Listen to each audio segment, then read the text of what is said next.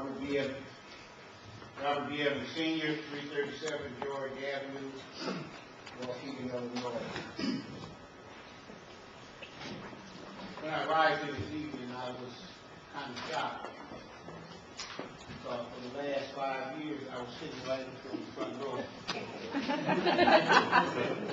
and I started to change. And after finding out what happened, it was even more disgusting that our administrators would be put on display because of some allegations made by some of our so-called community social groups.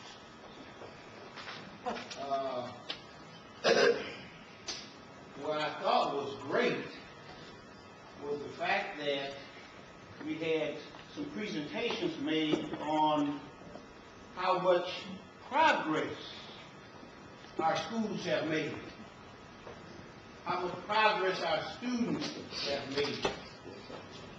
And then we have to listen to these so-called community, well, they're Libby's kids. But,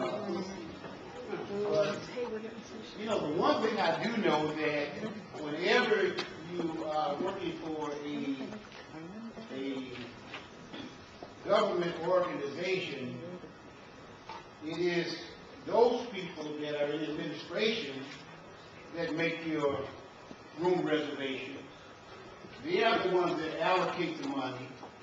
You know, the good part about it happening under this administration is that it was in the budget. It had not, we had, prior to this, I've never heard these people get up and talk about anything. But the bottom line is that we accuse board members of spending a dollar. I've sat here 5 years in a row, and it was sometimes 1 or 2 o'clock in the morning. None of these board members get paid for what they do. And then all we can find, oh, it's election year. And I guess this is your last hurrah before the election. So have your fun, but on the 17th, the people of the city will speak, and they will see, just like we heard tonight, from the various people who got up and the various people who were recognized for the achievement. And that's what has happened with this board and with this administration. These people sitting here, all of them sitting around here, have moved Waukegan School District forward. But all we get is a bunch of negative comments from a so-called, I just wish I could meet you outside and I could tell you. Thank you.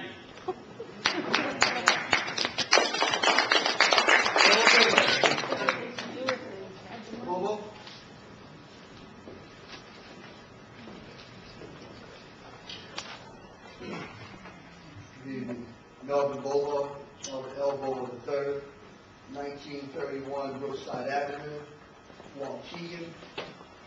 I'd like to first compliment Mr. Principal Guerra and Mr. Flynn for showing what we are doing well. It's obvious that many people can find finite things that we do wrong. And most of the time when we find finite things that we do wrong, it's not about the students. You don't mention the students. The only reason why we're sitting in this room is students. If there were no students in this district, this meeting would not go on. There would be no teachers, there would be no principals, there would be no one. It's easy to find the black spot on the white sheet.